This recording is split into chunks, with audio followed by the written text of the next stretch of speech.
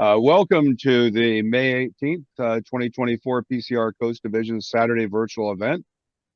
Really have two topics today, but one we're going to start off with is David Gibbons talking about clinics for virtual, seeing as how we just did a convention, great opportunity. So I'm going to throw it over to David. Some of you attended the convention, some of you did not. Either is fine. But one thing we can do is, with the willing participation of some of the clinicians who presented at the convention, we could do a reprise, a return presentation of the clinic for those that either missed seeing it while attending the convention or just missed seeing it because you weren't there. And so I think Phil is going to put up a list of clinics, and then we could just have a show of hands or whatever in terms of which ones. Ken's up already on which ones folks might like to see, have shown, and then we would see if we, of course, could talk the clinician into being there and talking us through it, and then doing some Q&A. And that, I thought, might be a very nice way to invite more people to participate in these little gatherings we have.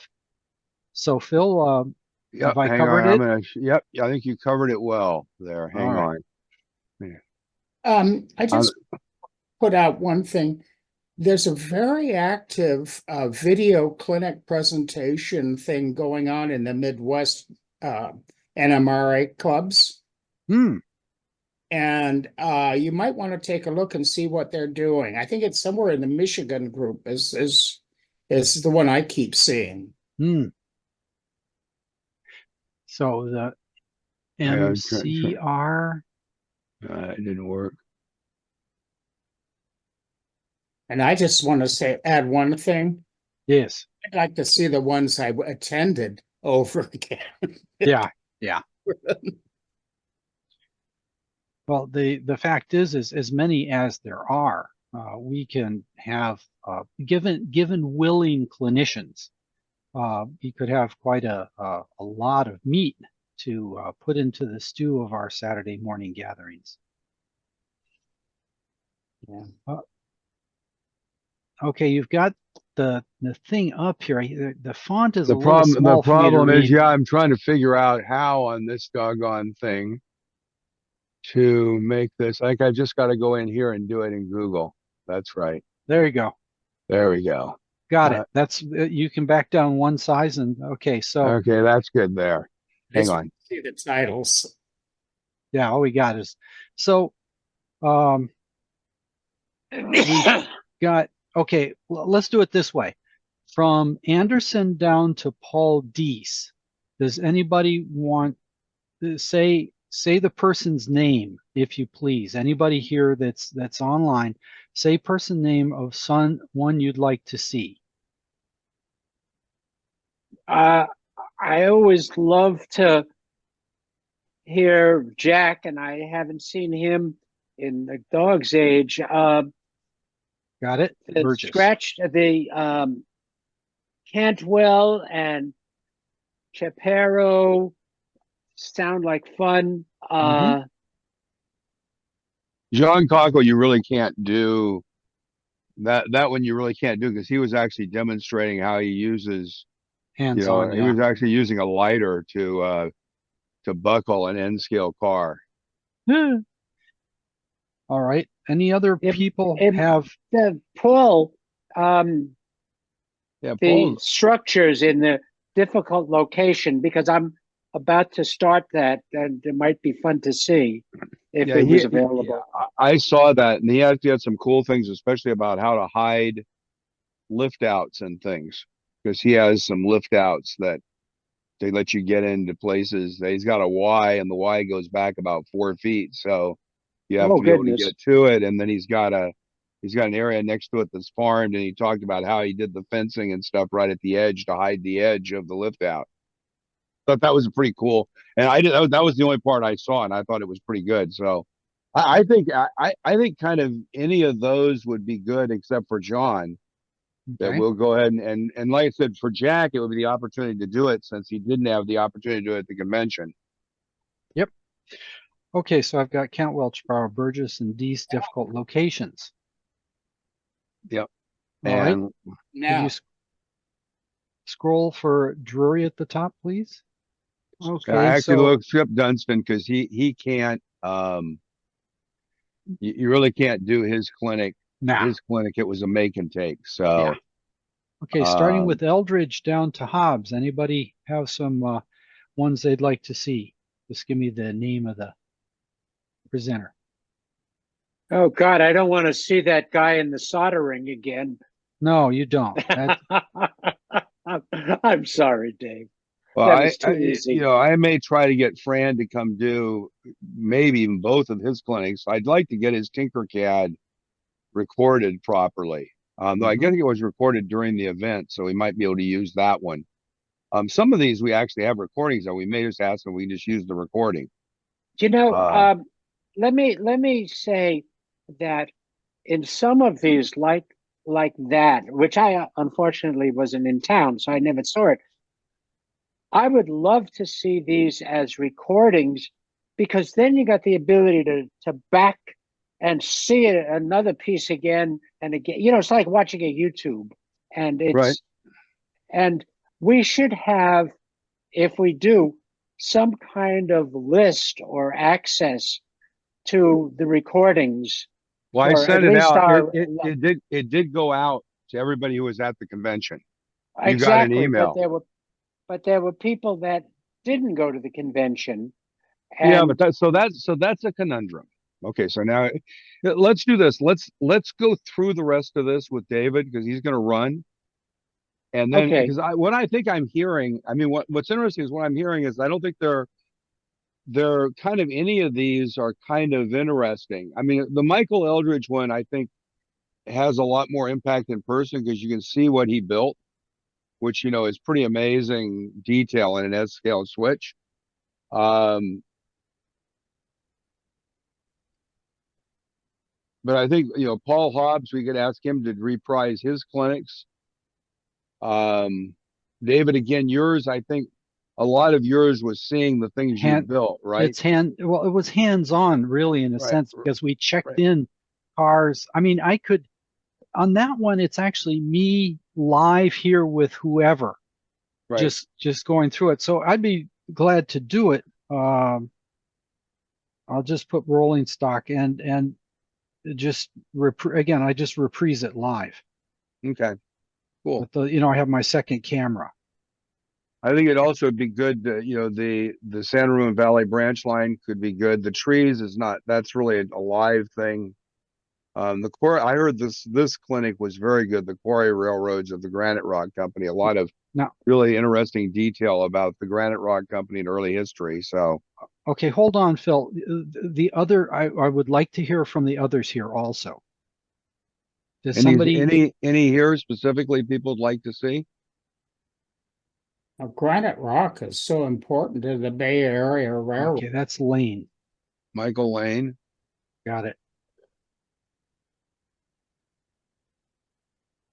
yeah. I always like trees because I give that clinic, so it's always good to see how other people do it. Right. Now, is that that's not Ingraham, that's Ingram. I want Right. that tree company that makes the you know the trunk things and All right. Here we go. Here's the next group. So again, Frank is not really, his is more demonstration and kind of semi hands-on. Right. one can any of these be turned into YouTube videos? Yeah. Can we come back to that? Yeah, Again, we have, by having them on here, they become YouTube videos. Now, you know, of the ones that were there, a third were recorded. yeah. You know, So, I so would, the, I'm, so, So this is the question you have to ask is, if we put a third of the videos up where anybody can get them, how much does that dilute the value of the convention? That's always the interesting Convention question. is, the convention was, and I don't think that's Right. a valid question. Yeah. The convention is finished.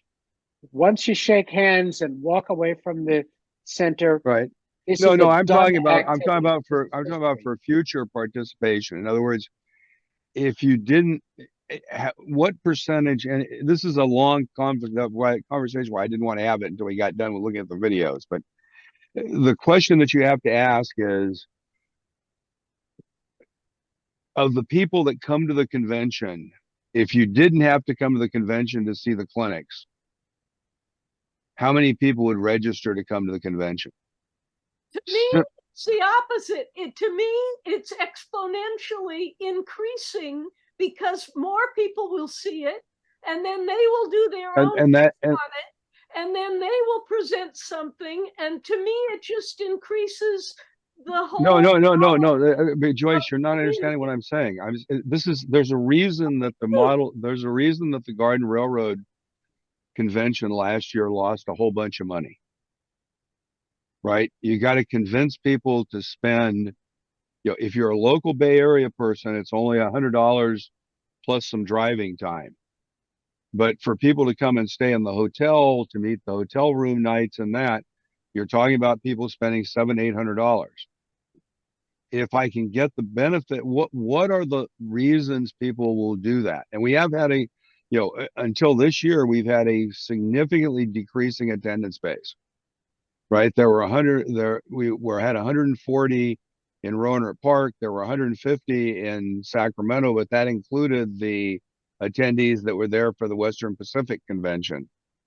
So, the fact that we got up to 183 at our convention, or 163, 167 at our convention, shows that we were able to grow it because we created the value. The question you have to ask yourself is, if you could get all the clinics without going to the convention, what percentage of people would say that's kind of the thing that the carrot on the top of why I go to the convention? Okay, statistically speaking, how many attendees attended how many clinics, and as a percentage? I mean, if you've got 150 attendees and only 50 of them are attending half of the clinics, your argument falls apart. It's an extra. I mean, it's like saying how many people went because they wanted to stay at the hotel. And by the way, I can make this argument either way. The other thing we did not do is we did not ask the clinicians up front. There are like types of clinic. There's the hands-on type clinic, and then there's the straight presentation. Dave wants to finish up at least this part, so let's let him go through the list. Finish this. Thank you. Exactly. Thanks. Okay, we got down to Ingram. Okay, I would love to see something on authorship, just as graphics and Miriam, got it. One moment, Miriam, author, and Joyce, what was yours? Signs, graphics, and decals. Oh, which again is Miriam. Maybe it'll work better for him this time at the convention. He had a lot of trouble. Signs, graphics, and decals. Okay, what other ones on this page, please? Would people like to see if I can scare up a presenter?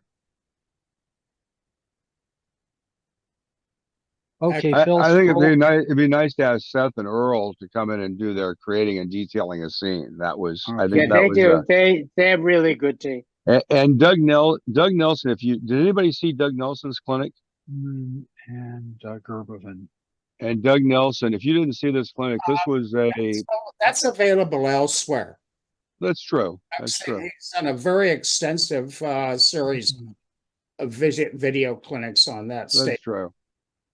That's true. Okay, I've got Miriam, author, Newman Gervin, created in detailing, and Miriam, sign graphics details. By the way, I'm not promising I can deliver any particular one of these. It's just reach out to the author and see what. It's always nice occasionally to have Bill Scott or contest judging. All right, got it. And I like the model transition era SP passenger equipment. Hardly anybody does passenger. And I do. That's Thompson. Thank you. Yeah. Yeah, I need that. Thompson, and it is model transition.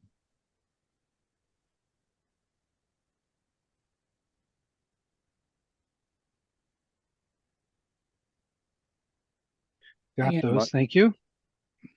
By the way, David, if there's interest, I'll go ahead and do that. The one that we had is the backup. Right. You know, how to use PowerPoint. Between us, Chip used Word as the place for a depository, and that's not the right tool set to use. Okay. PowerPoint's much more advantageous. I can explain this to you guys if you're interested. I'll do that clinic someday. Yeah. Now that's how to use PowerPoint for presentations. For modeling. No, for modeling. It's how do you make decals? How do you make signs? How do you use it in a whole bunch of different ways in building models? Right.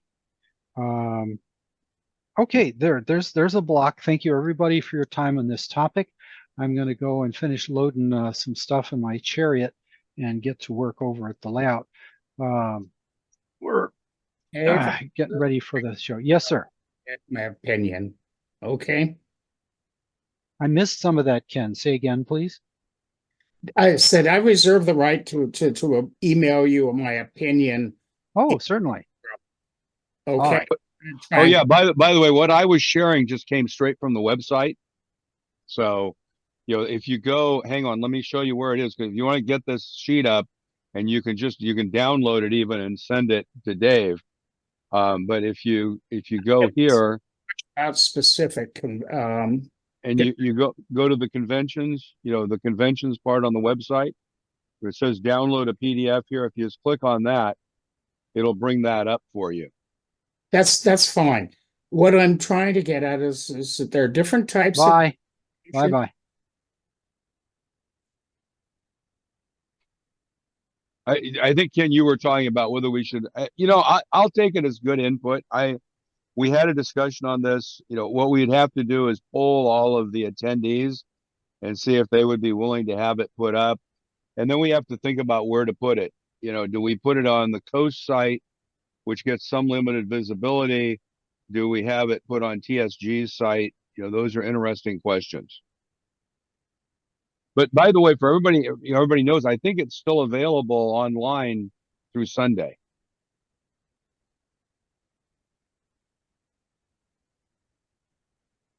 That was a quiet pause. To this Sunday? I think it was through this Sunday. Wasn't it this Sunday? Hang on, I'm trying to remember what date it was through.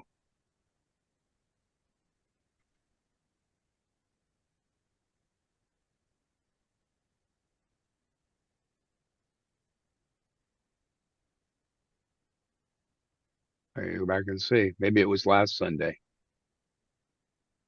Okay. I thought we said 2 weeks and then a little bit more. I thought it came to today, but I don't remember.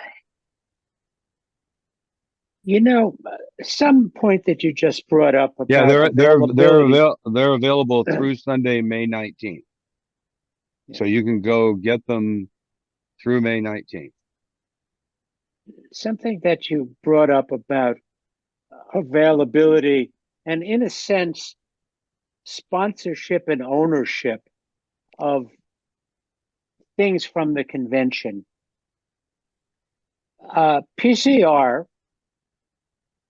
Coasst Division, was the sponsor of this convention. Yep.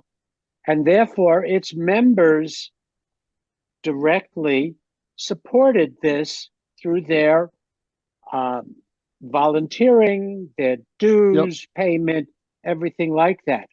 So, therefore, the idea that, well, we don't want to put this we shouldn't put this up on the web for the universe.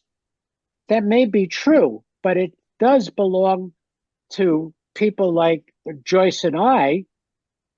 Even if we didn't attend the convention, we still supported it. We're still members of the Coasst yeah, division. I'm not sure I want to try to have the argument around that about who has ownership. The convention as an entity operating obviously has ownership of the production.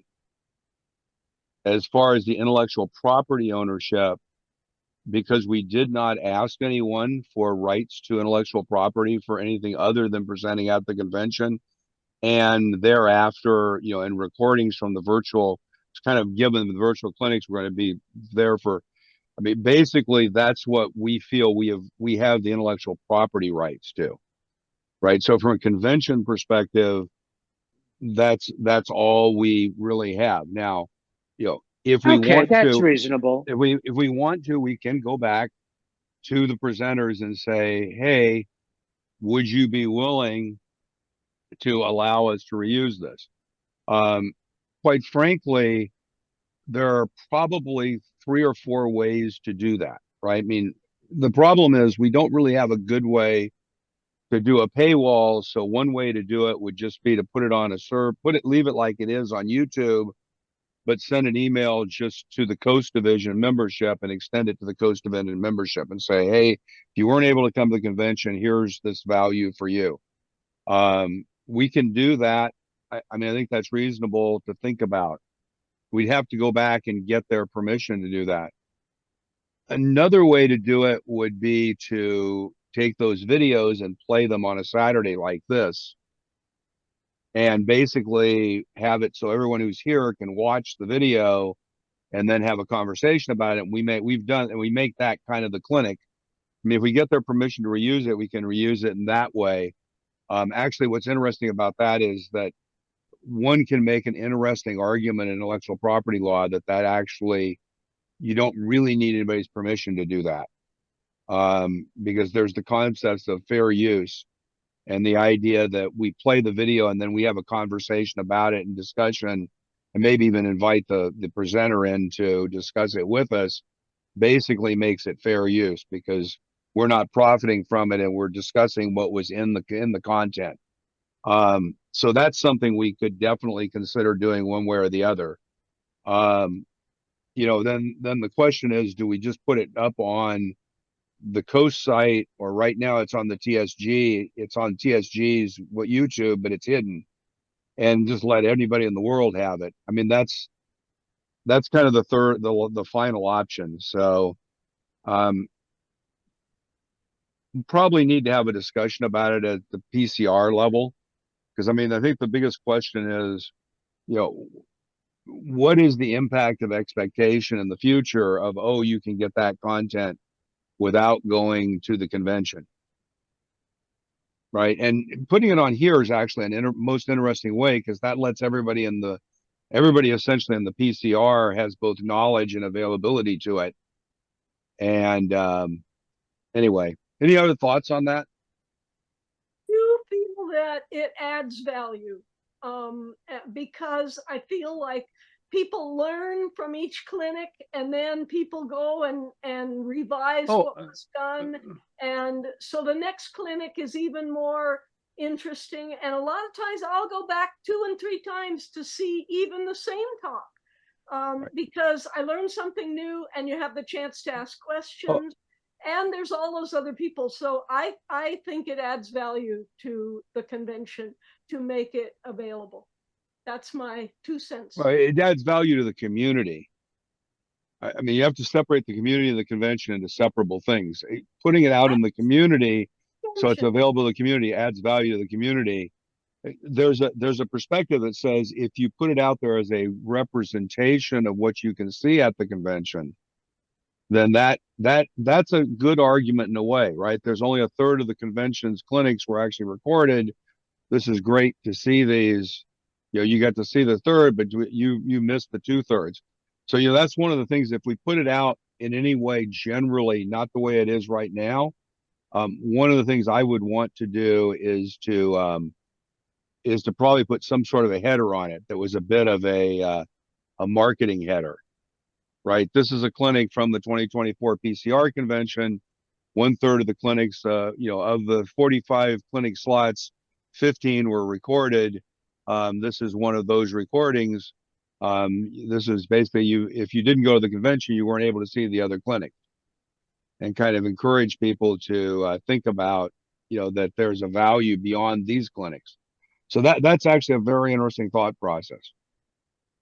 The other problem is there were 3 clinics running simultaneously. Yeah. Mhm. Okay, I'm a participant. All of a sudden, I've got potentially 60 clinics to see, of which I can only physically see 20. Right. Oh, I agree. So we had that conversation also. You know, do we want to spend the money? But more importantly, it's the volunteer time. I mean, we had very few volunteers. It was very challenging. You know, if Terry and Bob had not basically volunteered to sit in the vendor consignment area for the whole convention, and you know, had John actually stepped up and did the virtual, call it for lack of a better word, host role. If Ben had that, I mean, we really would have had a real problem. And so one of the questions we asked is, you know, do we want to spend the time and money to record the other 2 clinic rooms? And, you know, that really is an interesting question, right? So, you know, because you're not necessarily going to broadcast it, because that requires yet another volunteer. Because, you know, if you look at the virtual, it takes 2 people. It takes somebody to kind of manage the in-room gathering system, the cameras and the microphones, and it requires somebody in the virtual room to be in there to kind of host and manage that, to be in the Zoom space. So, you know, the thought is, if you do the second and third room, maybe you just do video in those rooms and record them, and then we've got all the clinics recorded. And, you know, so that's an interesting question, but you'd have to have you almost have to have a volunteer that kind of can sit there and manage and think about managing the input to the recording system. Yeah. I still need to put this in one, what I see as the context. You have 2 types of clinics. You have hands-on clinics, Right. and you have informational clinics. Yep. Okay, strictly information. Tony Thompson's presentation is an example of an informational. Right. Okay. Recording the informational clinics is probably good money to have saved them. That's real value. But to those who didn't attend that particular hands-on clinic, there's a lesser value. Yep. Well, that's why, you know, we actually separated the hands-on clinics out of the, you know, so there's actually, so you need to be careful. I'll argue that there are 3 kinds of clinics. There are pure presentation clinics. It's a pure PowerPoint presentation. It can be done virtually without any accoutrement, right? I can sit down with my PC, share my slides, do my talk, get done, and we're done. And I can do it from my PC, and I don't need a conference room. I don't need anything, you know, to basically do that. Now, when you put that into a conference room, you put it on a projector on the screen with people, then you can capture that. And that's what John was doing. So he was basically capturing a presentation room. There's a second kind of presentation, which is a hands-on demonstration, where you don't necessarily need to physically, there's no interaction between the people observing in the room and the person who's doing the demonstration. And that's why we had that table with the lights with the camera on it, and you could put that up on the screen so you could do your demonstration there, and it's highly magnified. That we could take and do virtually as well. because you just take the output of either the PC or the screen or the camera, and that's what feeds into the Zoom meeting. You know, the final one is the ones where you actually are really passing things around, talking about things, that kind of a thing where there's the interaction between the attendees and the presenter. You know, Frank's Frank's was more of a demonstration, less of people actually doing things, but still Frank was passing things around. So take this, look at it up close, see how you can see the detail, which you really can't do the same virtually. You can kind of show it on the camera, but it's not necessarily the same. And then of course a make and take clinic or something like that, or the tree clinic. So I think we tried to do is actually have 3 different rooms. If you kind of noticed it, we had the virtual room, which was all presentation clinics. And then we had the room that had the workspace camera in it. And then in the middle, we put the ones that were in neither. And there were some in the other, but that was kind of what we were trying to do. Phil, I attended the clinic. That wasn't made clear to me as an attendee. That what part wasn't made clear? The fact that the one room was was presentations only. Yeah, it was probably not. It was actually kind of clear in the wording, but it wasn't as clear as it written out as I just said. I mean, but if you actually look at the rooms in the schedule, it actually had them designated as the virtual room, the clinic room, and the workspace room. Yeah. And it was intended. I don't know that we really thought about that we needed to tell anybody about it, but it was actually structured that way. So anything that was a clinic where we knew people were going to be showing things, we put them in the workspace room or where they were passing things back and forth. And that's why we had the tables in the front there. In terms of making the Hobson's choice of which clinic do I attend, it Yep. has an impact. Yep. Well, and I think knowing that the ones in the virtual room are recorded and would be available later is important also. I'm not sure everybody really understood that. And I think that's something, you know, assuming we do the same thing next year, we'll learn from it. I think, you know, being more clear about which clinics are being recorded and will be available after, you know, and, you know, the workspace, I would actually love to have the workspace in the virtual space as well. So you actually had the capability of doing the same kind of thing there. Did anybody go to a clinic in the workspace room where they were using the workspace camera? The workspace camera. Where Yes, they were, I did. yeah. It worked pretty well, didn't it? I thought it Yeah, seemed I thought it was great.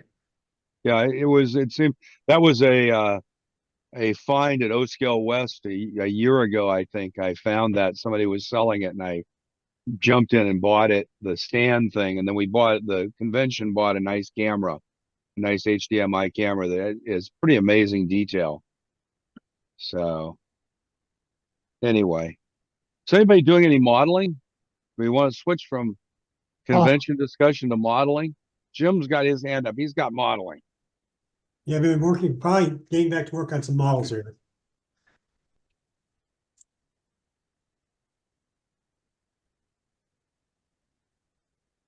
Yep.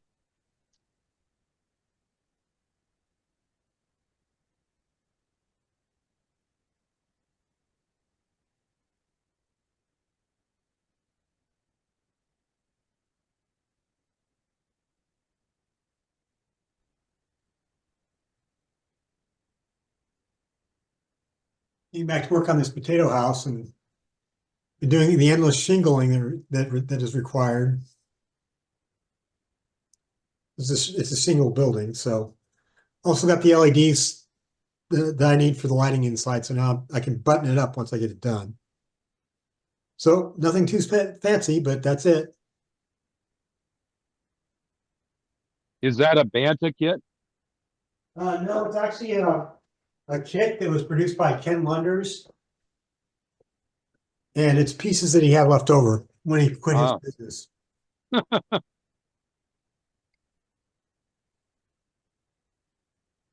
So, and it's not an entire kit also, it's bits and pieces. So I have to scratch bolts and pieces to go along with it.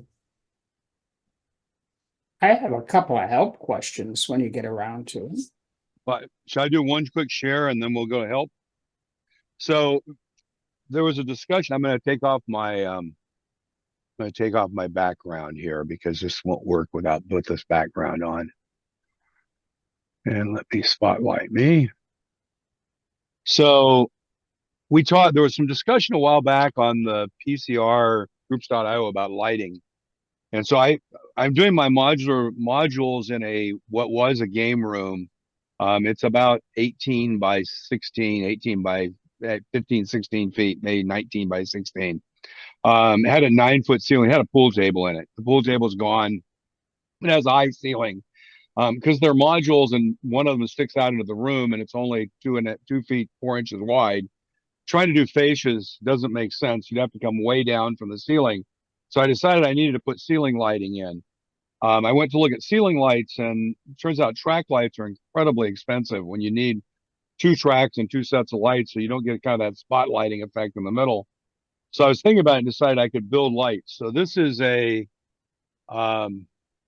hold it up there where you guys can see it. This is a 3D printed light fixture.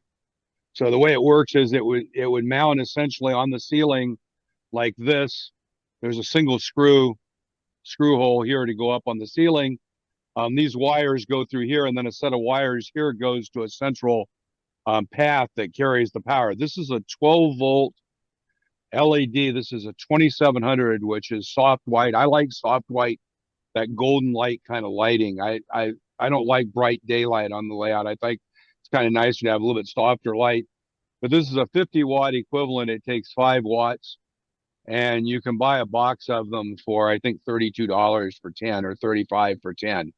So basically, the whole fixture is about $5 versus 30 to 40 for a track lighting fixture. And there's no cost for the track light. Of course, you got to run the 12-volt wire across the ceiling. So what I want to do is have 4 circuits. So basically, these guys are going to go up on the ceiling. And the way this works is the bottom one here is a 12 gauge wire, and these are 16. So these are 4 lighting circuits with a single drain or ground from 12 volts. And so these will be on the ceiling about, 5 feet apart and carrying the wires. And then they'll come together. And I think I got this in my pocket. No, maybe I didn't get it in my pocket. Anyway, I have the wire is white wiring, and the clips will all be white. So basically, it's kind of an off-white painted room. So all the wiring will be on the ceiling, but it'll all be off-white, kind of suspended down about 4 inches from the ceiling with the lights coming down. So I don't know if anybody's interested. These are all just 3D prints. This is, a couple hours 3D print. These are about 2 of these, I think, is about 3.5, 4 hours, something like that. And then ended up looking at that and saying, gee, this would be a great way to do lighting for the club in Pleasanton. So you have to kind of imagine this for a moment. This is actually the same lighting fixture. One of those light bulbs goes in here, but I've got some 5,000 Kelvin bulbs coming, bright daylight. This thing is adjustable. It adjusts up and down. The swing arm swings. It's got notches in the top to set it and lock the angle this way. And you can do the angle up and down this way, so you can adjust the position. And what you do is you put a gel on this, and you can buy 10 gels for $10. So we're going to do blue, orange, and red gels, and they're really pretty good. So you get basically a 50-watt light. So we're going to put these about every 8 feet or so in the layout. We're going to have a set of 3 of these with the 3 colors. So we've got full color lighting on the layout. So we're trying to do blue for the fair, which will be basically night lighting. And then we'll have orange and red, and now we'll be able to control the lights and do, sunsets and stuff. So wow, Phil, That sounds kind of bizarre. That is so cool. I'm very It is really- impressed by the fixtures. That is a really cool thing, but why don't you use the bulbs that have multiple colors? because then you have to control them and everything. Okay. You have to build a control system in and all that, and just having it this way. Then, and the thing we really want, you build it with a different control, and the cost structure on those, I think, is a lot higher. I have to look at that and see in the same size bulb if they have the different color ones. And I don't know how much brightness you get out of them. That's the other thing I have to look at. Yeah, that's true. Hang on a second. I actually have some of those variable control bulbs. Let me check.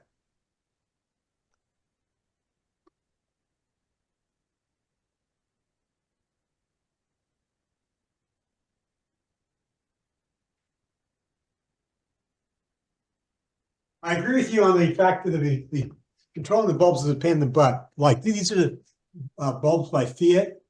Yep. Their standalone app sucks. Yep. So Yeah. Yeah, I was trying to get the cost down. Real for my own layout, I'm not really that worried about colors. I just want nice lighting for it because when you have a home layout, it's not having a night scene. You can have it just controlled where you do it yourself. When you're doing a show layout, eventually you want to have some sort of a Arduino based system to manage the lighting. yeah, and I would say that these bulbs are about half as efficient as a normal bulb because it's 800 lumens for a 60 watt bulb. Yep. And I think the standard 60 watt LED bulb nowadays is around 1600 lumens, I want to say. Yeah, let me go back here and So see. yeah, maybe your method with the gels might be more efficient. Yeah, the gels, well, these are pretty reasonably light, but you're right. That's an interesting thought process. So let me see what we've got.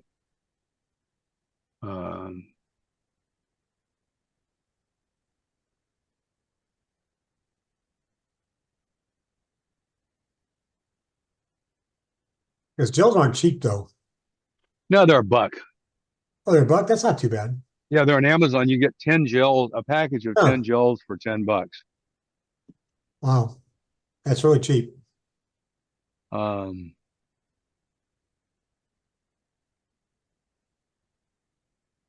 I guess gels used to be expensive. Amazon's geolocator lost the location of my house. I can't get anything delivered. What? Yeah, you're kidding. no. I've been on their support for 2-3 weeks now, trying to get it fixed. They fix it. They want to deliver to a tennis court in Shadelands over in Heather Farms Park. Wow. You know something, Ken? I know it's a silly thing to do, but open a new account. Just give it up. Yeah, thinking I had to do that because my wife and I have different, of all things, libraries, and I kept cluttering hers up. So I opened my own account. I didn't order. My account doesn't have Prime, but there's no reason to fight with those people. I'm very surprised because they're usually very good. Yeah, no, it's just I have standing instructions at the bottom of my delivery for the driver to look at his own Google Maps or something other than Amazon to find my house. Sometimes they see it, sometimes they don't.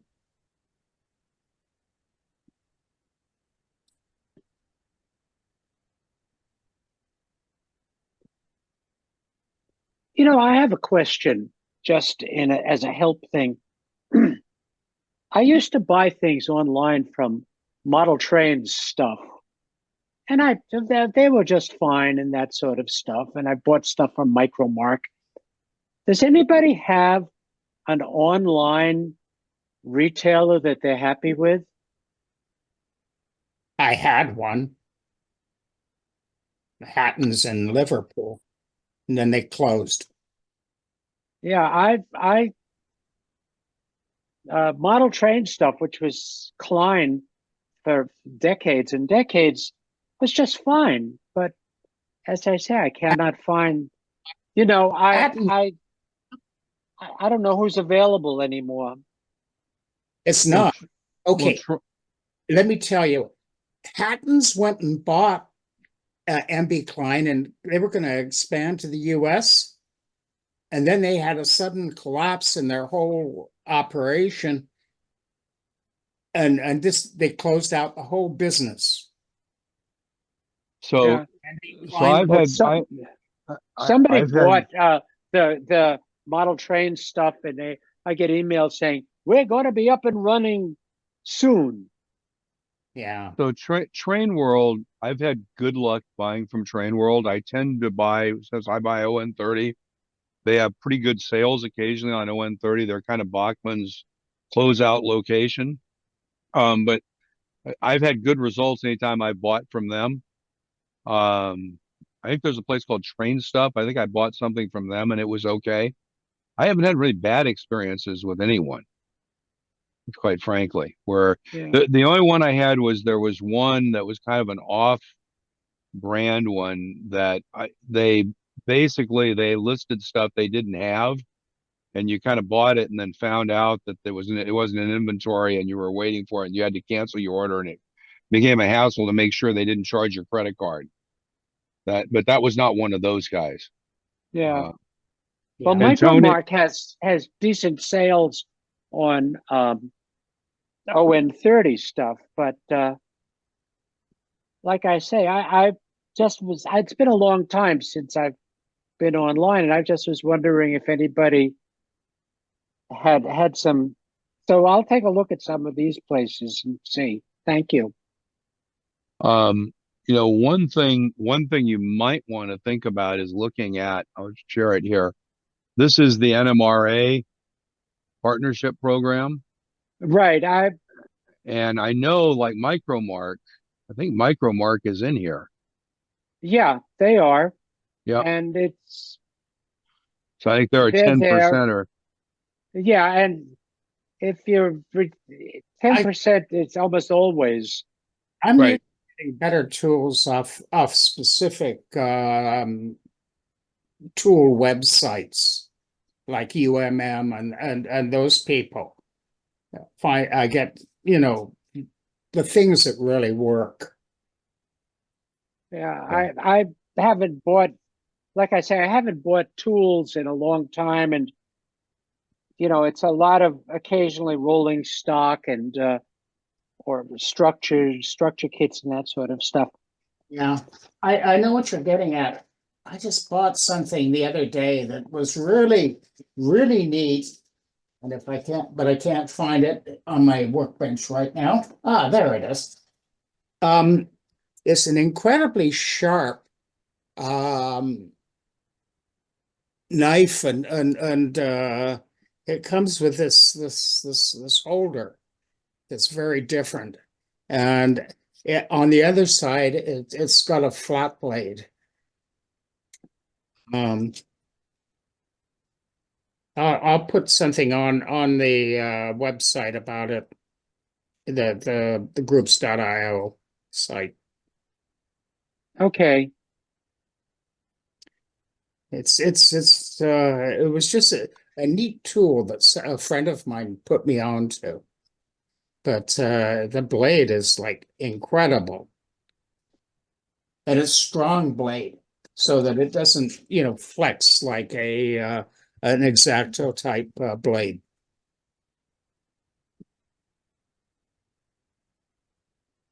Well, thanks for that. So is there anything else on the lights that you wanted to cover there, Phil?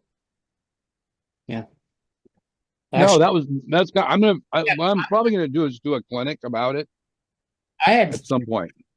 that I'm not sure the rest of the group is going to be able to help me. I bought some HO scale ballast that's labeled as from Arizona Rock, and it's labeled as CSX Southern Pacific. And I'm just wondering if anybody knows how close this is to Granite Rock ballast. Looks good from here. Yeah, I know. Right. You're not going to be able to see it that close, but if anybody has any experience with it. And the other thing is, I need to buy some golden LEDs for PAs that I'm working on, HOPAs for headlights, and I just don't know where to buy them. You say golden LEDs. What do you mean golden? They're They're yellow? They're called golden white. and they're used to emulate an older electric lamp and diesels from the 1950s, or even steam engine headlamps.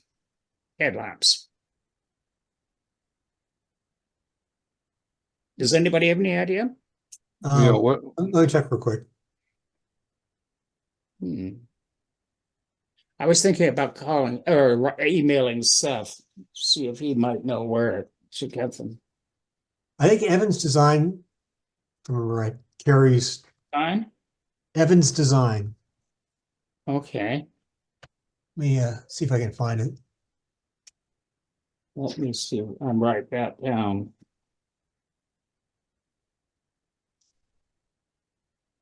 Would you call it golden? Well, they're called Golden White, Golden white. and what it is a is we know the straight LEDs that come with. Here's a six pack of them at Train World. Another place. They're okay.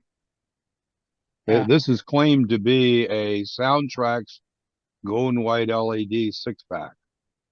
Yeah. For $11.99. Well, what I was hoping for was a local outlet. Given the The Train Shop is the only one I know that I've ever seen LEDs at. not a train shop. I know those are disappearing very rapidly, with just trains going into a hiatus and Allied Hobbies getting out of the business. But Yeah, but the Train Shop in Jameco Santa sells Clara has LEDs, right? LEDs, so Yeah. honestly, local, that's the only one I know of. The Train Shop in Santa Clara, of course. Train shop is a 60-mile drive for me each. So, the only other option would be to call Wes if you take that Soundtrax number, I'll put that in the chat. This is the part number that they had there. There's other ones, I'm sure, but the Soundtrax is kind of distributed. I mean, the only thing there would be to basically call Wes and see if he can get it. I don't know if Walters carries Soundtrax. Oh, I hate Walthers. So Yeah, but the thing is, Wes can buy from Walters. They put it on the next truck, on their next shipment, and all you have to pay is the sales tax. You don't pay any shipping, and you pick it up at just Trains. But I don't know if they carry Soundtracks. So, have to see if he can get that on the shipment. that's their pack online. I just was wondering if a good local distributor that I might. Yeah. But I was thinking about going outside the hobby. Do it, because this is something that you would possibly find anywhere at we used to have Fry's, but some type of No, Jameco in Redwood City. The electronics, right? I mean, the problem with that is that's a fairly weirdly specific color. Yeah. It looks like. I mean, if it's it's a kind of golden yellow. That would be the only other thing I would say is that maybe the golden white is really more of a yellow white, and that you could just get some yellow white LEDs. Also that goes back once again, since you're up in Walnut Creek, all the places I know are down in Silicon Valley. White. Yeah. I know everything has gone to online ordering. Yep. Well, there still are a couple of, like I said, there still are a couple of individual electronic stores you can go to, but they're all down here in Silicon Valley. They're not up near Walnut Creek. It's just I live in Walnut Creek, and everything up in Contra Costa County seems to have evaporated. Yeah.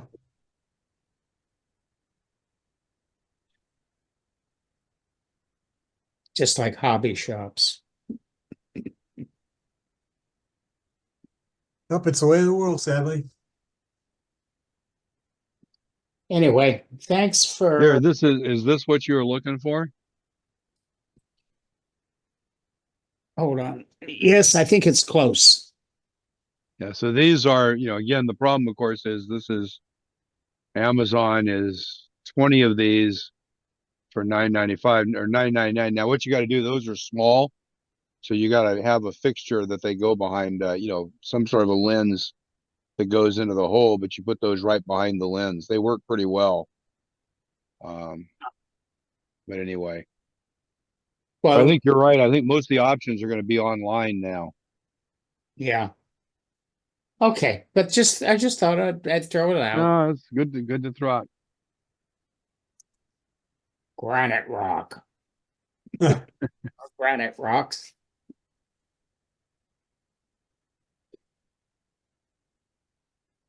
I have a study that was actually done by Caltrain on sources of ballast for railroad tracks. They covered all of Northern California, every different pit that was available, Oh, and it was done about 6 or 7 years ago. And it's sort of an interesting document.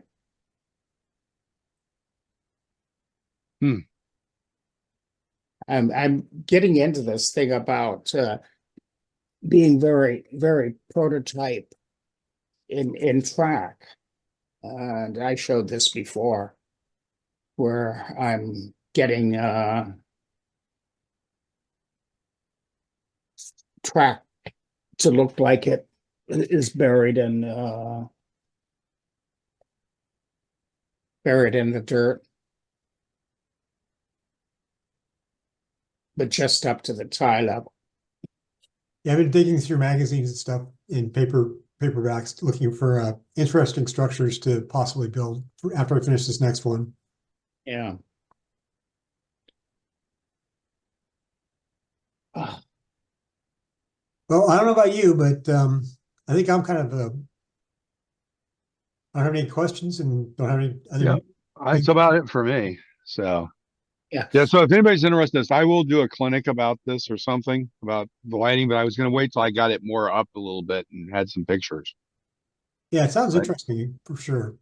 Well, the thing about it is, I think there are a lot of folks that have the same situation where you have your layout and you don't want to have anything hanging down from the ceiling. You want to put something on the ceiling. So it's how do you kind of do that in a way that makes it nice. If you're building a layout the idea of building a fascia, and especially if you're building a double deck layout where the upper deck is, up at 60 inches, then you've got, 20 and 18 inches above that, you've got a fascia board and you got your lighting on there and it kind of defines everything. But that really becomes a very closed in, different feel to the room versus having, the layout kind of more out in the room. And then the lighting's got to kind of be, in the room as well. So that was the thought process. We'll see how it works. They're pretty nice lights. The lighting looks pretty good. I've got to put them up on the ceiling and try them and see how they look on the layout. And I've got to play with the spacing side to side and then distance between them, how far apart they need to be. Actually, for the larger lights that you're looking at instead of 3D printing them, you might just buy one of those big can lights. So actually this thing here, this part of it, yeah, is a 50-cent bowl from Target. Oh, okay. And so you can't really see. Basically, it's got a hole cut in the bottom with a hole saw. And then there are 4 holes drilled in to bolt on this 3D printed piece in the back. So basically, Okay. you 3D print this circle. And the reason this was done this way was I wanted nice big pads to hold the gels. And I wanted it to be pretty solid. I figured if I printed any thinner, it's 2 millimeters, which is probably too thick. I could probably have done it at 1.5. And then this stuff back here is just, these are pretty small parts back here, but then this screws onto the wall like this and holds it. I don't have a pin through here. That's why I'm not grabbing it by this. This basically, if you look on the top, there's a place right, I gotta go up the camera here. There's a place right here. You put a pin down through that pins these together. This is right now it's loose so it can come out. So basically that's what goes on the wall. And that's the, little bit of simple engineering. Okay, that makes a lot more sense because that's a pretty big 3D part to print. Yeah, and it's hard because it's a bowl. Yeah. And it'd be really hard to print it because which way you printed it was on all the stuff on it. So what I was looking for a bowl, and I happened to go into Target because I got over to the OPSIG, the Pro Rail dinner early, and I went in the Target there, and I found those in the Target for 50 cents, and they're just ideal because my hole saw cut right through them. So, yeah, the color ones, I looked at the color ones. The problem with the color ones, I don't think they dim, and I think it's I've just been concerned about longevity, and then the colored ones are about $24 for 3. Correct. So they're about $8 each. So, versus the $3 for the ones that are the dimmable 5,000. And I think like I said, I think you get more light out of them too. You do. I don't know how much. I mean, these are 4 watt. So if you assume there's an equivalent 4 watt, that's anyway. It's about We will twice as see. much. Yep. And there's a lot to light up. It's a huge space because from where the lights are to the far side of the room is about 18, 20 feet. Because, the lights are up very high shooting down on the layout, and the back of the layout's about 15 to 18 feet from the front. So you've got a pretty big space to light up. We will see. Always interesting. Well, I think I'm going to call it, guys. I am here alone with my golden. She wants to go for a walk. She's been nudging me. She's ready for go out and see the neighborhood. So I'm just showing you my layout, flexible lamps. Yep. Well, see, and yours, what I was doing here would be ideal on yours. You could put it on the ceiling, and then you've got it just shooting down, and it, Well, I can't do anything to the ceiling because I'm going to sell the place in a few years. Well, the beauty of screws, though, is that if you put a screw in, all you have to do when you get done is you just take the screw out and you hit it with some spackle. I mean, I took a layout out of a room that I did a layout in a room in Fremont, and the layout was all attached to the walls. So there were no legs. It was a 10 by 10 room with a closet. So what I do is I just ran across the room and then back and leveraged everything off of the walls. And then I had a drop ceiling in, and I dropped that, and I put, wood around the edge and put plywood on it, and then hung it with chains. And I actually had a linoleum. About how to move my layout about 2 inches and then be able to put a backdrop behind it. Yep. And then make possibly a canopy type baffle, system. Yep. But it's not worth it for me if I'm only going to keep it for another 2 years. Yep. No, that's true. No, it was interesting was I took it all out. I ended up just with a whole bunch of spackling. I probably spent 3 hours spackling, 3 or 4 hours spackling spackling the room. Yeah. And then we repainted the house before we sold anyway. So.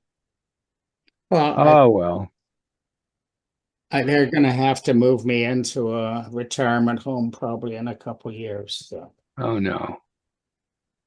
Well, you go into independent living home. Living, yeah, that type of thing. Yeah, my mom was in independent living, and it was not unreasonable. She had a little 1-bedroom apartment, and there would have been room even for a shelf layout in there. And then she had meals in the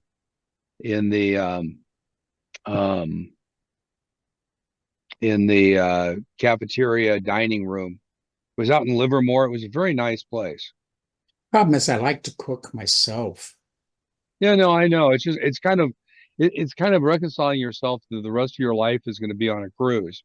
Actually, it's a combination between a cruise and high school. Yeah.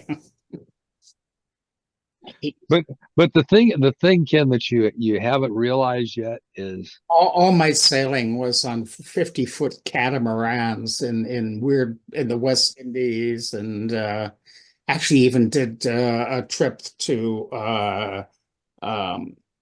Tonga in the Pacific. Anyway, I think that kind of wraps everything up. We're going to close it off here. Okay. Nice.